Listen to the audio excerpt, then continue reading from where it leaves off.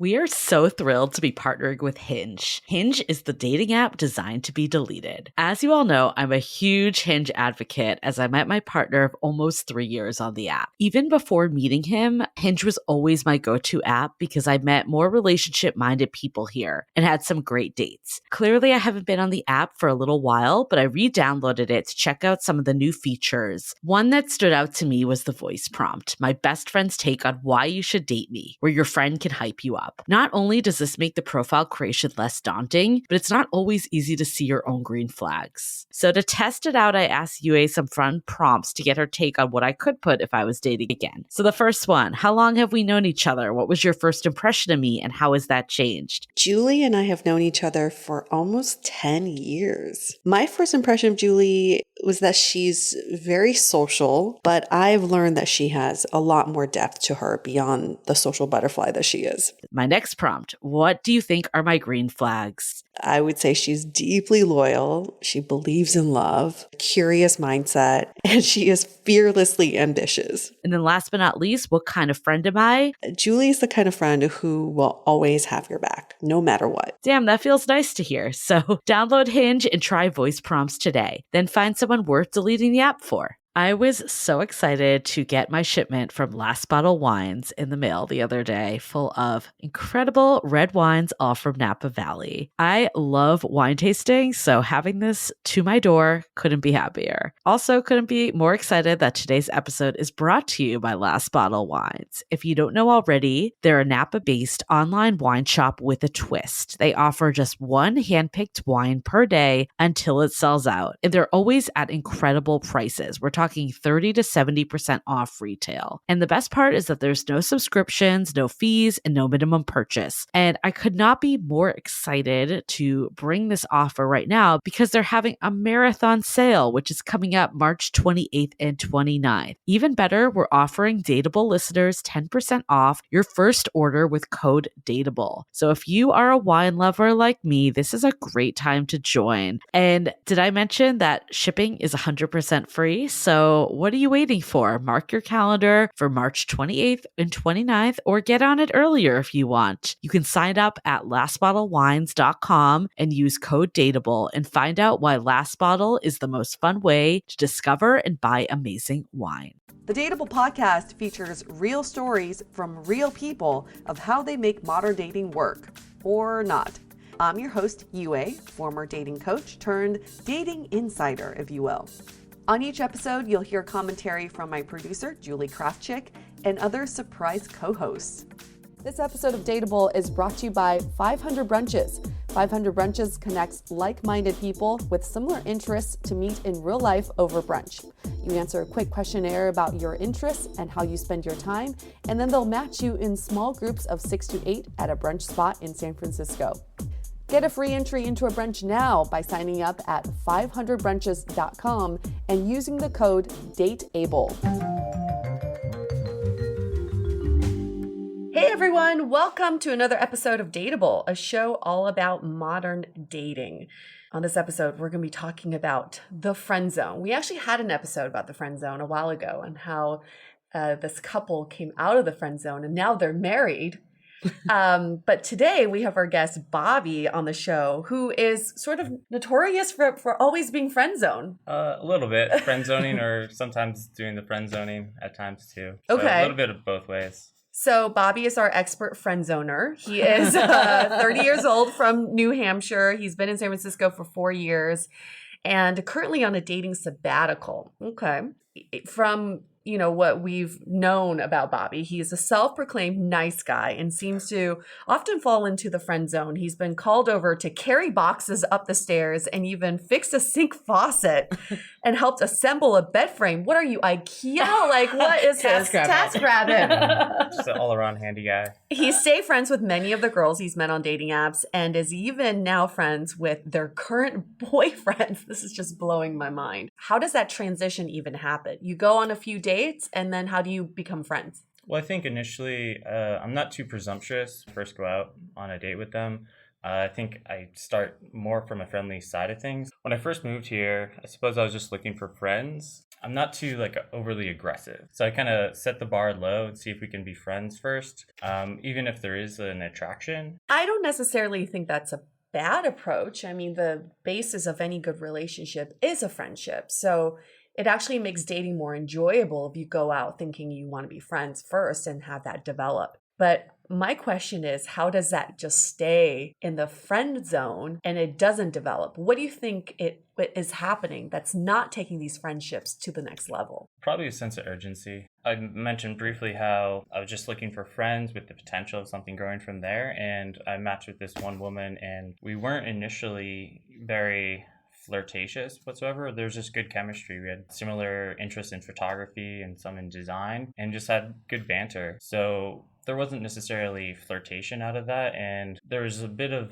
stagnation where we just didn't meet up right away. At the time, I was living in South Bay for a short while. Wasn't sure if I was going to be coming back to San Francisco. Finally did, and I just decided like I was more interested in being friends potentially than having something work out, and I valued that a bit more, I suppose. Okay, so then I'm confused. Are we talking about friend zone in the sense that you want to find ways to get out of the friend zone, or are you here to tell us about why friend zone is actually not a bad place to be? I think friend zone's not a bad place to be if that's something you're comfortable with, and if you set those expectations from the start. It's definitely not an ideal place to be if you are looking for something more substantial. What are you looking for?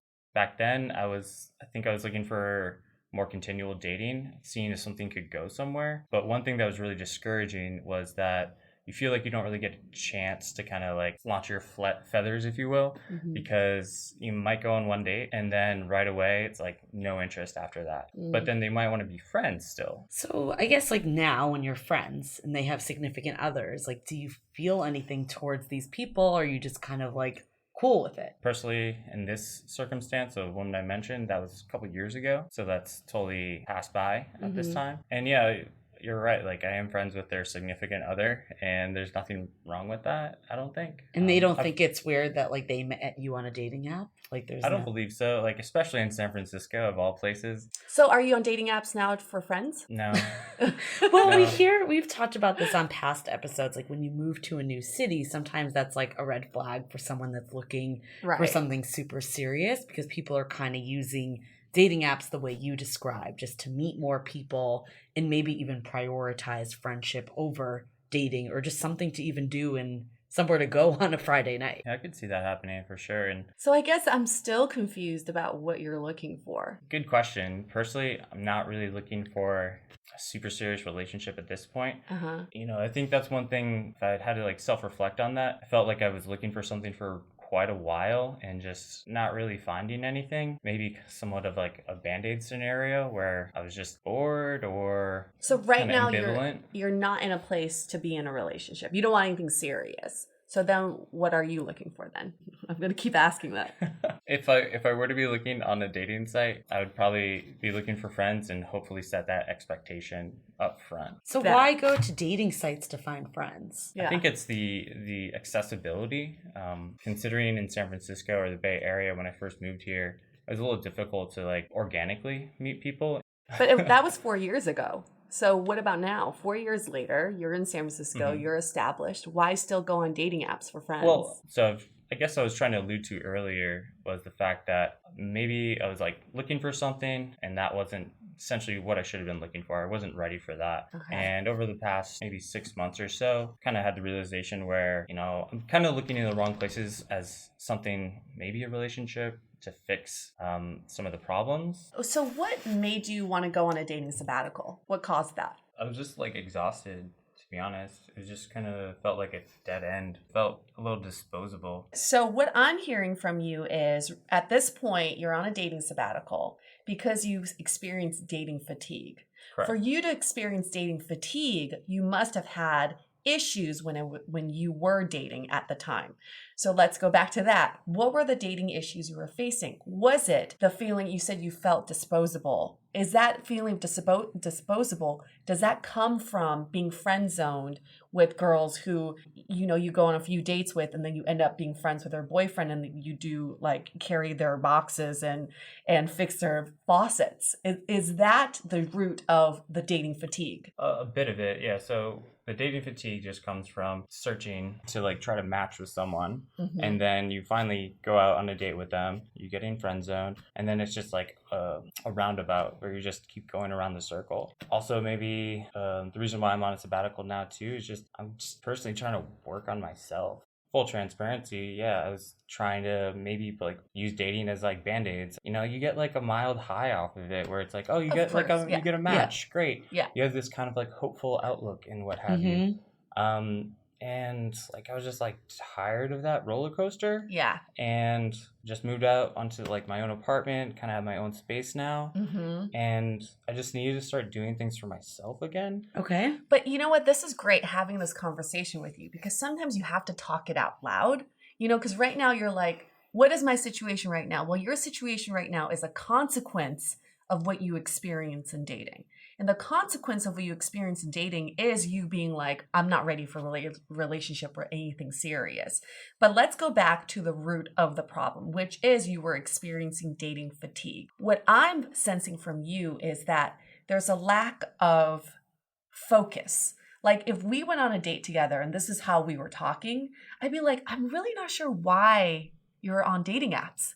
I'd be like, why are we here? Right. Are you just looking for friends? If you are, then, like I'm not looking for a friend. Right, because I'm on a dating app. I'm on a dating app, right. So to me, it's almost like you have to be more focused and targeted in what you're looking for before you go out dating again. So would you like go out for drinks with these girls and like pay? Like how did that work?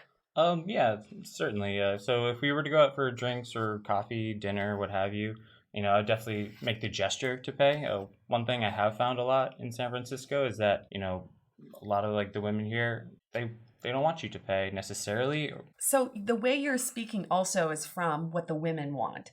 But you have to think about, what do you want? What are your values? If your values are, I want to treat a girl to drinks, that's your value. Right. If she doesn't accept it, that's her problem. But you have to be more solid and strong in what you value in dating. More conviction. Exactly. And like in my own rather than catering. And I have this sense, and like Julie and I talked about this earlier, I was telling her about my friend in LA. He's in a very similar situation where he gets friend zoned quite a bit, and he's experiencing dating fatigue and taking a dating sabbatical.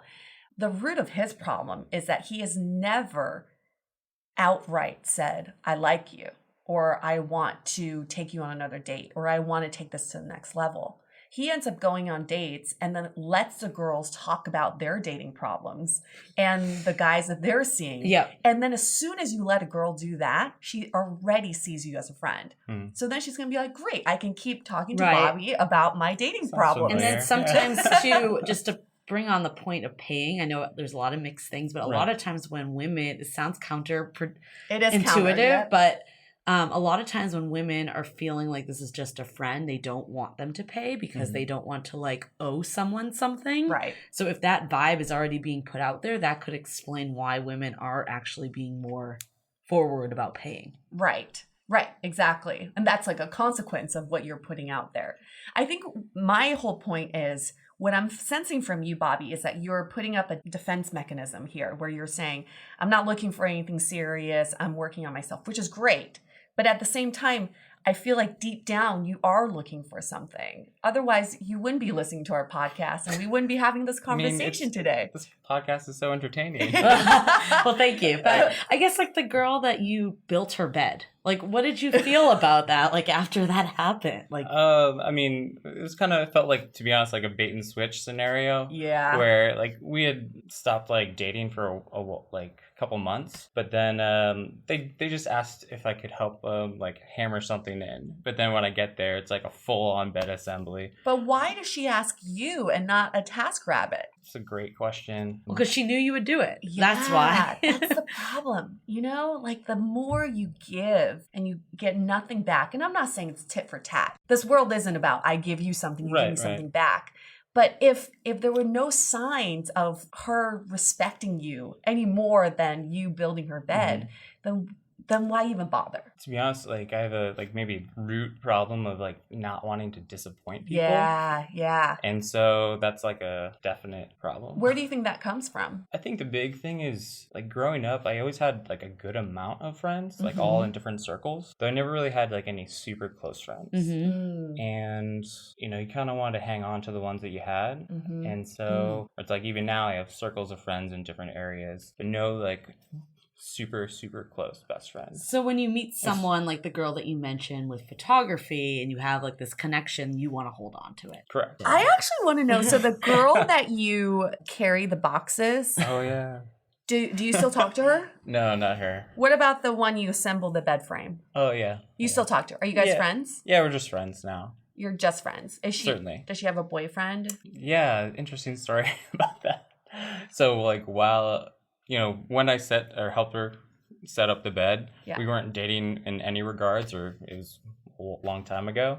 But while I was helping her with that, she told me that she was like dating someone now. I'm like, why isn't he? Okay, that is interesting because apparently he was like injured or something like that. Okay, I need to know, do you guys still talk? You guys still Intermittently.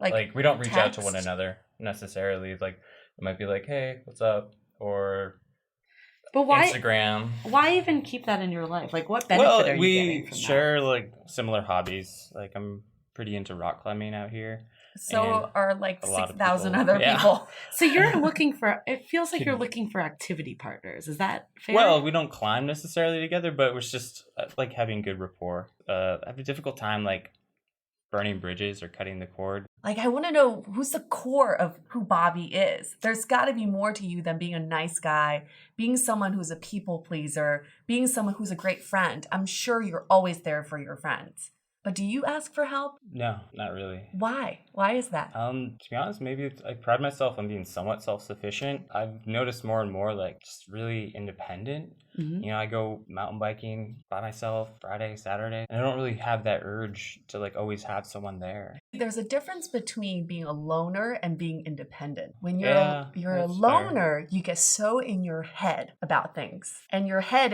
mind is always churning. You're always super analyzer.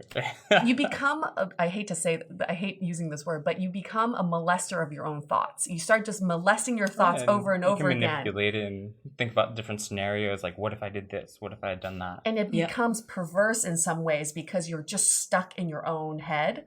That's a loner. But when you're independent, it just means that you are fine being on your own. Yeah. But you also are open to other challenges and opinions and perspectives.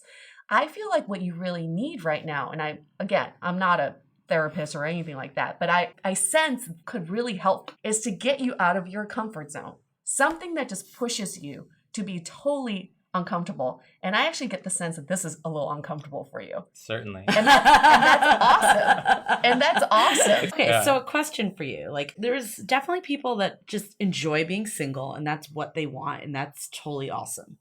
But like we said before, we're not fully sure where you're falling from this conversation. When you're like having alone time, like, do you think about women? Do you think about dating? Or is that just not even on your mind? I'm like not thinking about dating, no. I mean, growing up, I was definitely more of like a romantic in a sense, where I would think about like, you know, all I want one day is, you know, have someone to love, this, that, the other. But what I have noticed is like as I've gotten older, kind of valued my alone time a lot more, and just haven't felt the need that like I need someone here to share it. Now, when I do go places and like hiking and whatnot, I'd be like, oh, this would be a rad spot to like share this with. Maybe not now is a bad example, but when you were dating, like, were you like thinking about the people you had been on dates with, or was it just kind of like... Certainly, yeah. Like kind of like as you established, was that like I was like inside my own head all the time. Okay, but I guess what I'm trying to understand is it inside your own head with relationships and dating, or inside your own head with whatever At else? the time, like when I was dating, yes. Like inside my own head with relationships, thinking like, oh, like what's it like why, well, not necessarily why haven't they responded, but like I wonder what they're doing, like why don't they want to hang out, or it's always about them, right? Like, why isn't she wanting to do this, or why isn't she interested? But did you ever question, what is it that I want? What do I like about her? What do I want out of this relationship or friendship? I think that's what needs to drive these dates. We see it all the time. Like, someone comes back from a date, oh, I hope you really liked me, or I hope she found me attractive. But it's not, dating is a two-way street. You also have to evaluate, do I want to be with this person? Right. Yeah, I agree. And one thing that I definitely pick up on, like when I did go on all those dates, was like how well someone could articulate, even though I might be having a tough time right now. If someone can speak with conviction and kind of really be introspective, have the ability to like talk about the things they like, what they're interested in, not just say that they, like cars or they need substance, right? Exactly. But you also have to be the same. You got to give it back to them, right? Oh, certainly. Yeah. So I have a question for you. When I was asking you what you think about with in the past with these dates, and one of the things you said was, why aren't they responding, or what are they doing right now? All these questions about them. Like, what moves do you make to show them that you're interested, that you wanted to maybe do more? That's definitely a big shortcoming of mine. I'll admit that for sure. Like not acting with enough conviction in the sense of being like, I like you, or I'm interested, like severe or not severely, but like I'm want to go to this next level or what have you. I think it's something that I've like drawn out in most cases. You could give it two answers. It could be like for fear of the potential rejection, right? Or also the ability to like cultivate some sort of like bond, if you will. I have a tough time kind of jumping into like, intimacy like right away, like just conversation or emotionally, that is. And to feel comfortable to do that, and if you want to like dive deeper, that's probably has to do with childhood, like upbringing and stuff like that. Of course. My parents weren't very like, or they didn't divorce or anything of that nature, but kind of like affection, closeness, stuff like that. Just never was kind of there. I get it. Yeah. And so it's not something I'm necessarily, like, I wouldn't say I'm uncomfortable with it. Yeah. But it's not something that I'm familiar with. Or that you can jump into. Correct. So I would say two things. One is these aren't shortcomings. So take that out of your vocabulary. These are opportunities for improvement, right? We all have opportunities for improvement here. It's not a shortcoming. A shortcoming is something that cannot be done anymore. Okay. But this is just an opportunity for improvement. The second thing I would say is what I sense from you is that the way modern dating works doesn't exactly fit your personality. You seem like a guy who needs time. You need more face time with someone. You need feelings to develop, especially when it comes to intimacy. You also need the girl to give you an opportunity to peel back the layers and show her who you are. And those things cannot be done the first 3 dates or 5 dates or even like a month. But when you meet these girls on a dating app, the expectation is it's for dating, right? Your strategy that works for you should be going from friend zone to relationship zone. But that doesn't work from dating apps. And I think what's probably happening, I'm just thinking of if I was in the shoes of someone that's on a date with you, I would get the vibe that you weren't interested, that you also just like weren't down. Ambivalent. Right, or ambivalent. Jinx. I think, ambivalent is the key word. So I would lose interest. And then if you were like, just wanted to be friends, like, I guess it depends on my own personal need if I needed friends or didn't. Yeah. But I'd be like, oh, okay, like this makes sense. He wasn't interested in anything more. But I might have been interested in more. Exactly. You know how many of our girlfriends have come back from dates or like have dated guys for a while? And one, they're like, I don't know where this is headed. I don't know if we're friends or we're more. I have no idea. Yeah. And then two, they're like, if he just said something, I would be on board. Yep. If he had just made a move, I would have been on board. We hear it all the time. Well, that was like the date I went on when I was here, remember? Yeah. And I went on this date and it was probably the shortest date I've ever had in my life. It was like under an hour, like 30 minutes, if even. And I came back here because I left my bag here. And our guests were still here. It was that short. Yeah. And they were like, wow, that's a short date. Didn't go well. And I'm like, yeah, I don't think the guy was like interested. And then I got a follow-up text that was like, I had such a great time. And I was like, really? Because that was not the vibe that I got at all. And he, like, we basically had a conversation. He was like, oh, like, I thought, like, I just, like, made it clear I couldn't stay long. And I was really interested. Yeah. But honestly, if I didn't have that conversation with him, I would have just walked away thinking he wasn't interested. Yeah, definitely. You have to make your feelings known. And it's not like some epic confession Right. of feeling like, oh my gosh, I'm in love with you. It's more like, hey, I like you. I want to see you again. But I want to take you on another date. A date. Yeah. But that guy following up with me. Not hang out. But I mean, honestly, that guy following up even via text, at least it showed me that he was interested. Yeah. If he didn't do that, I don't know. How do you do you ever tell people like, I had a great time, I want to see you again? Like, how do you like leave it? Certainly, like, I'll follow up and say like, oh, had a great time. Let's go out again.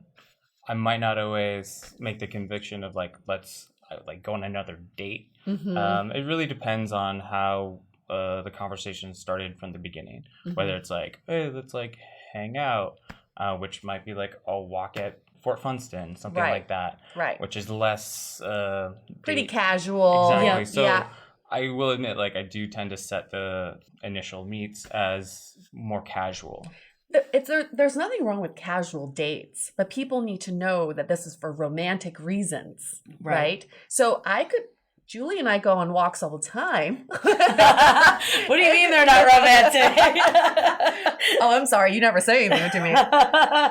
But it's not so much what you're doing on the date. It's the context that you put it in. So if you put in the context of, I want this to be a date. I want this to be romantic. Then the girl would think twice about accepting the date, right? Certainly. You also need... Come build my furniture. Sorry, I gotta go. But the fact that I think you are on this journey right now of self-reflection is already a really big step, because I think you already recognize some of these opportunities for improvement and how you can work on them. One, I don't think dating apps are, you should still get back on the dating apps when you're ready to date again, but they're not the best for you because you need something. I need something more, not long-term necessarily, but repetitive. Repetitive. Like FaceTime. Once a week. Yeah. Somewhere that the women are also more open, like it's more ambiguous for women too. Like if there's this thing, again, I always point to this example, but I'm not like the athlete that wakes up at 6 a.m. and maybe not everyone is, but I think it's great if you are. And it actually sounds like you might be into this type of stuff. But anyways, like there's like November projects. Yeah. But I think the girls that go and the women that go, they're going to run. They're going to socialize. Right. And I don't want to impede on that necessarily. Yeah, but I guess that's my point though. It's the community. It's not impeding, because things can just naturally progress. I know a lot of people that have met significant others that way. Yeah. But if you go on a dating app and then it doesn't go anywhere, it's like there's a weird... Because your expectation is date, you need to be somewhere where the women's expectation isn't necessarily date either. Agreed. And that was like, I think one of my major gripes with dating apps, even though it should be known in the name that it is a dating app, but it sets the framework up as dates right there. Yep, it's romance. Rather than kind of getting to know. Yeah. Yep. So another question for you, because you mentioned on the phone that you don't really like going to bars. You prefer coffee or lunch because it's presumptuous. I might have used that word a bit too liberally. Okay. But I think one thing that really struck out when you guys said like it's less casual. I'm definitely super outdoorsy, and so I'd rather do something like that. Hopefully, I'd match with someone similar, and so it kind of sets the bar lower as less datey. So then I can kind of get to know the person. And then after that initial casual encounter, then we could potentially set the framework up for like a true date. And that doesn't work on dating apps. Apparently, yeah. Because on dating apps, you expect to go on a true date right away. So what were some of like the last places that you've taken women? It's time to take a quick break so we can tell you about the latest service we have been building over here at DATEABLE. We've created a platform to connect you with vetted experts from our network to help with everything from coaching with dating, therapy, dating profile reviews, and even ways to get real feedback about your dating style. The sessions typically run from 30 minutes to an hour and can all be done via Skype or Google Hangouts, so you can be anywhere. Listeners have been sharing how worthwhile their sessions have been, with comments about how easy the coaches are to talk to, how they have provided a new perspective, and how they have created actionable ways to inspire change. To meet the coaches and book your session today, visit dateablepodcast.com/coaching. Now back to the show. So Right. what were some of like the last places that you've taken women? First dates or? Yeah, first dates.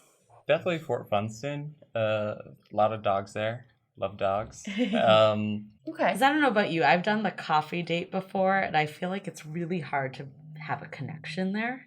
That's not friendly. Because it just the environment doesn't really draw for that. Doesn't cater to it. Plus, it might be like quick. Yeah. So like, I think I've done this before, where it's like you grab a coffee, but then like go on a walk. Yeah. Like Embarcadero But or even something. to me, that doesn't feel date-ish. I don't know. Maybe I'm That's alone fair. in that. I don't know what you think, Yue, but it just feels like just From a dating app, I would not like that at all. No. From a dating app, I would expect at least a drink. at least drinks. Why drinks? Because to me, it's more intimate to do drinks. It doesn't mean it needs to be alcoholic. Right, It just right. means it's in a darker environment at Yep. night. That, to me, it signals that it's more intimate. So I'm not going to like tap you on the leg at a coffee place, right? Yeah. 'Cause that's weird. The But in a environment's bar, not if we're right. like sitting right next to each other at stools and we were like laughing and Yeah. joking and like it There's more calls potential for that. For the girl that you want, I think you are probably attracted to pretty strong women who drive the situation, drive the conversation. But those women would crush you. And the minute they meet you, they're going to be like, yeah, I'm going to crush this guy. That's how that dichotomy really exists. And so if you take these strong women in a casual environment, they're already being like, oh my gosh. Is that like, true? Do you feel like the women you go for tend to be stronger? Definitely more of an attraction towards that. I can sense more that. assertive women? Certainly, yeah. And you're not wrong. I'm not the most assertive person out there. But I think assertive women, yes, they like to set the agenda, but they also like to have someone that does that too. I think like if assertive, I don't want to speak for all assertive women, but going on like a walk is just not going to like. Yeah, I mean, I agree. That's the first thing, like meeting. I guess with, like you alluded to with dating apps, from the get-go, some people do expect to go on that date right away. And I suppose I don't align with that. So it's a bit more casual in my kind of repertoire. So here's something you might want to try, because there are certain norms that are set with modern dating and dating apps where you just assume your first date is a very datey kind of thing. But if you preface the date by saying, I want to ask you out, I want to meet you, but this is how I like to move things forward. Mm-hmm. I prefer a casual meeting at first. And it might be more casual than what you're used to, but it's just a way I feel like things have worked for me. I think if you explain to Set people, expectations. yes, Right. versus just being like, let's go on a walk. I've turned down many walks, Right. Because I'm like, I'd rather go on a Right. walk with my dog, That's fair. Right. Yeah. I mean, I think it like, I keep pulling this example of like that really short date I had, but if like the guy like had said up front, like actually like my first time meeting people, like sometimes I like to keep it shorter just because of past experience or whatever. Then it'd be at least- understandable. yeah, exactly. You're like, oh, it was a short date. Didn't necessarily mean it was a bad date. Yeah, Okay. set the Just getting the expectations. short date, you're like, whoa, it did not go well. Yes, fair, yeah. yes. Okay, so Fair. what are some of our takeaways from this whole conversation? I think, like what UA mentioned, at least takeaway I'm going to take away is set expectations, have a better idea of the framework, and, maybe I was trying to make something work that doesn't work for me. As you alluded to, like online dating is very kind of straightforward, black and white. I see lots of gray in my life. Mm-hmm. So I think, the biggest one for you, Bobby, is to figure out what your values are, what you look for in a partner, and stick to those values when you go back to dating. Mhm. That way, it'll help you evaluate if the dates are going well, Certainly. if that person could be a potential partner for you, and if it will help motivate you to drive that relationship to the next level if you do see a fit with your values. right, it'll make things a bit more clear too. I So think- like when you do have those qualities you're looking for, but you can definitely like see the personality in someone. So if I were to say like what I was looking for in that type of scenario, Yeah. someone that's kind of low key, but then like isn't really like fancy, ritzy, this, that, the other. Can't think So of anything. again, those are descriptors of who someone is, and it doesn't describe their values. So go back to like someone who's low key. What do they value? They value quality time at home with their partner. That's a value. Okay. They value deep connections versus a wide social network. That's a value. They value nature and being outside. That's a value. So I think all the qualities that you are looking for in a partner, go back and think about where does that come from? Where is that core value? Because it has to align with what you want as well. That's fair. But I think also to piggyback off that, you should maybe even think about what you are looking for long term, because we've heard a lot of mixed. And I think it's totally cool if you are just like, I don't really want a relationship. I don't want that partner. But I think where I challenge it is, am I saying that because I'm scared of being rejected and I'm scared of being hurt? Or is that truly what I want?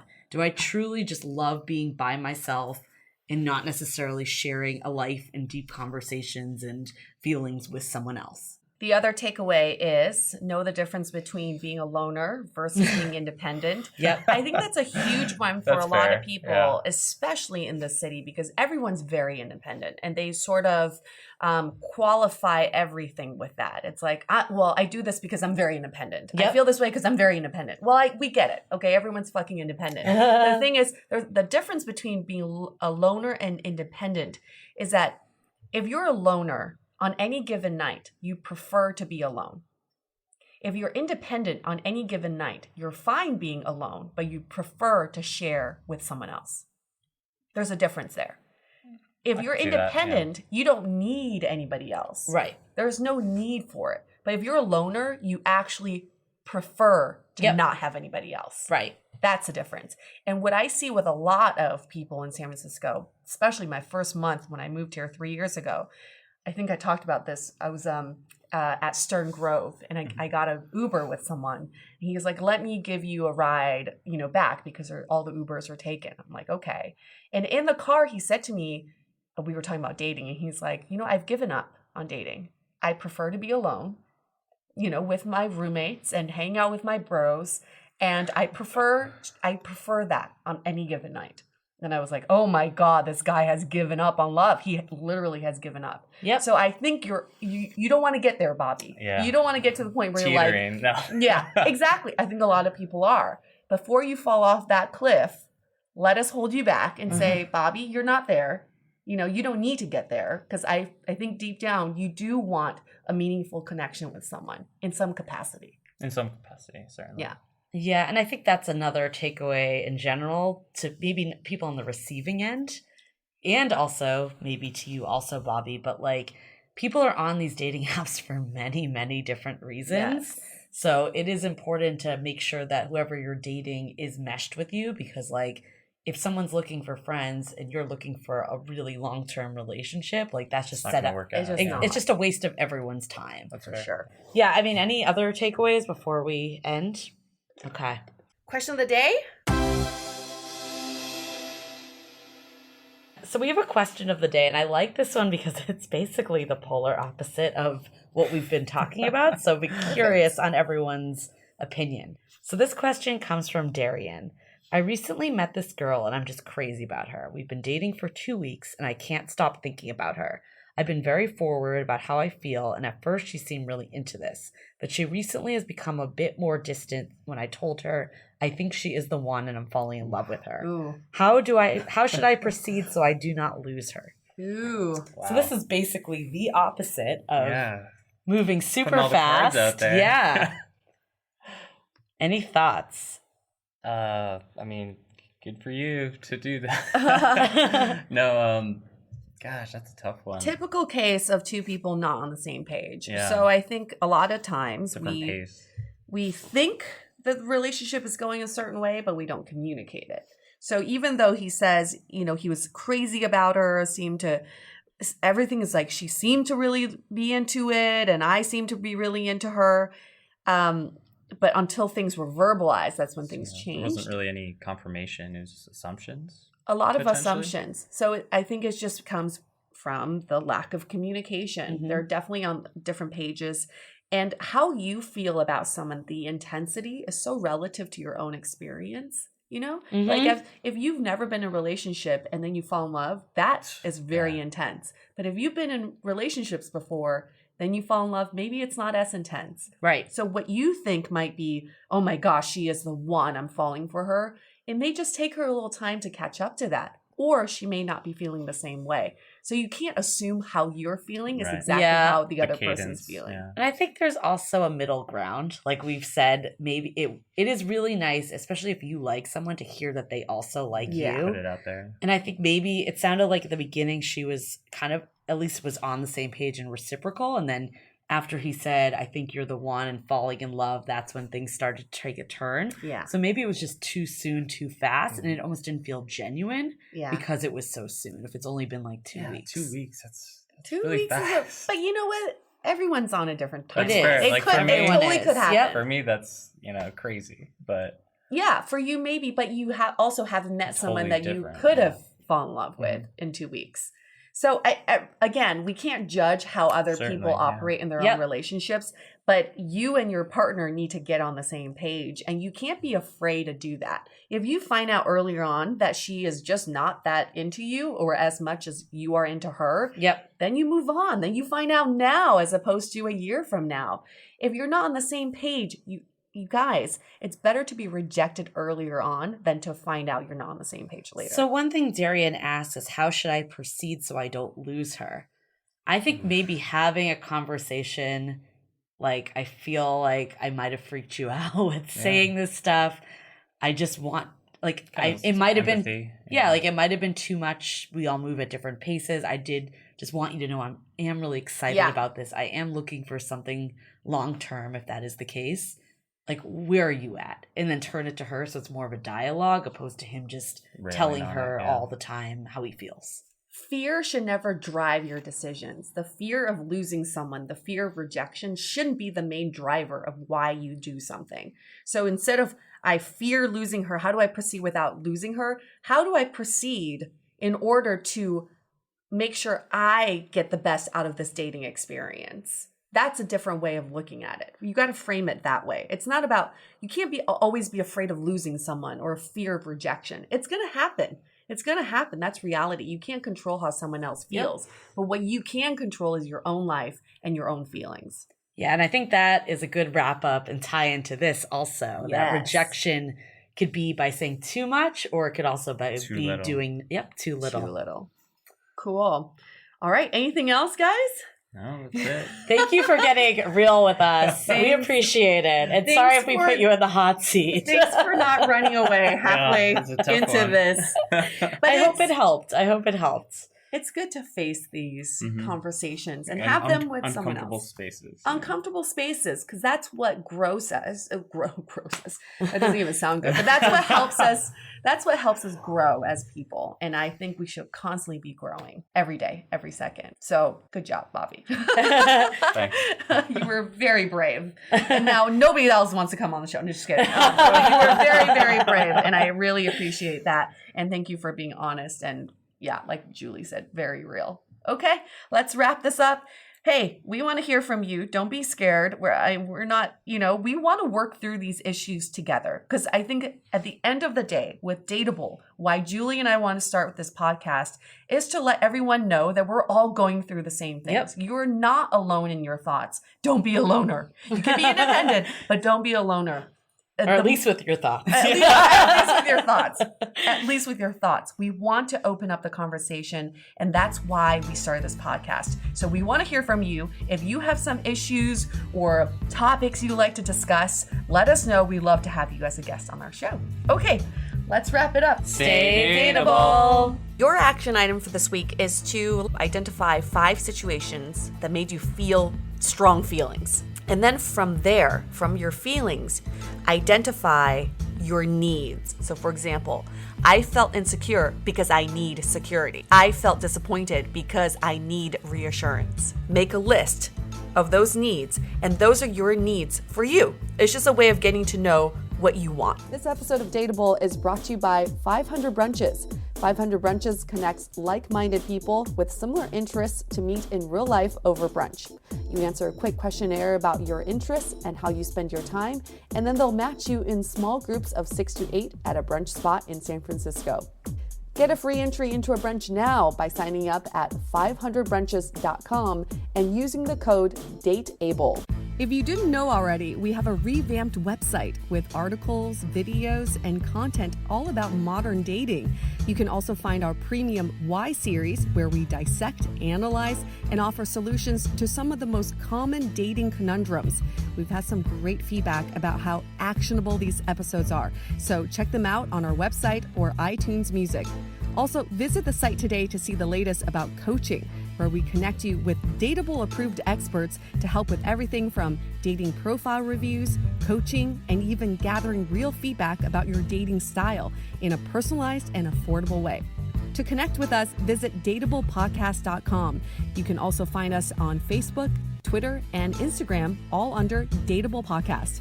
Don't forget to subscribe and auto-download the podcast on iTunes or your favorite podcast player so you never miss an episode.